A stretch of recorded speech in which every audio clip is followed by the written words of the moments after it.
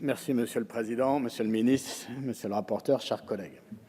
L'objet de la présente proposition de loi est de garantir un cadre sécuritaire pour éviter, dans le cadre du déploiement futur de la 5G, de mettre en danger les données qui circuleront sur le réseau mobile français.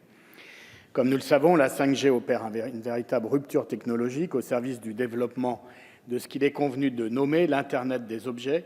Cette 5e génération de standards de télécommunications mobiles promet en effet des débits jusqu'à 10 fois plus rapides que la 4G et de s'adapter à des usages nomades et industriels toujours plus gourmands en données. Le déploiement de la 5G soulève néanmoins de manière indubitable de sérieux enjeux de sécurité. Le premier risque provient du fait que la 5G permettra de connecter beaucoup plus d'appareils et pour des usages très variés, des voitures, des bus, des usines, des robots, des appareils de santé, et ainsi de suite, augmentant de fait significativement les risques de cyberattaques.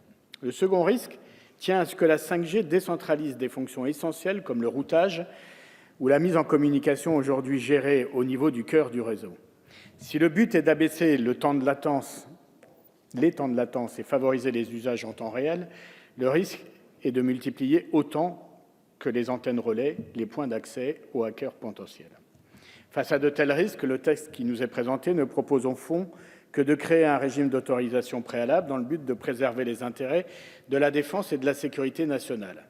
Ainsi, seront soumis à ce régime tous les dispositifs matériels et logiciels permettant de connecter les terminaux des utilisateurs finaux au réseau radioélectrique mobile. Est-ce suffisant? Nous ne le pensons pas. Le fait est aujourd'hui que, faute d'une politique industrielle conséquente à l'échelle nationale et européenne, nous dépendons pour les équipements qu'il sera crucial de contrôler dans la mise en œuvre de la 5G de deux géants américains et chinois que sont Qualcomm et Huawei. Les éléments sur lesquels repose la sécurisation de nos données devront donc dépendre d'équipements et d'opérateurs étrangers. Nous ne parviendrons pas à nous prémunir dans ce contexte des risques d'espionnage, notamment industriel.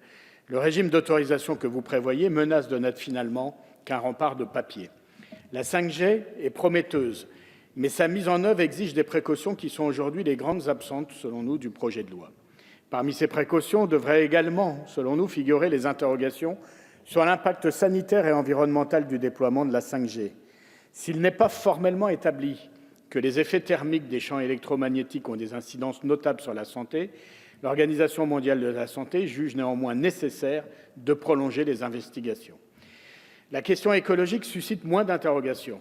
L'Internet vert est encore un fantasme et la 5G va augmenter encore l'empreinte écologique du réseau, du fait notamment de l'augmentation de la consommation personnelle de données, dans un contexte où la pollution générée par l'industrie du net et de son impact sur le climat pourrait atteindre dans un proche avenir un niveau équivalent à celui du trafic aérien. Là encore, l'enjeu n'est pas suffisamment considéré si l'on juge par exemple par l'allègement de la fiscalité applicable aux data centers. Dans ces circonstances et compte tenu du manque d'ambition du texte en matière de sécurisation de l'exploitation de la 5G, notre groupe s'abstiendra sur cette proposition.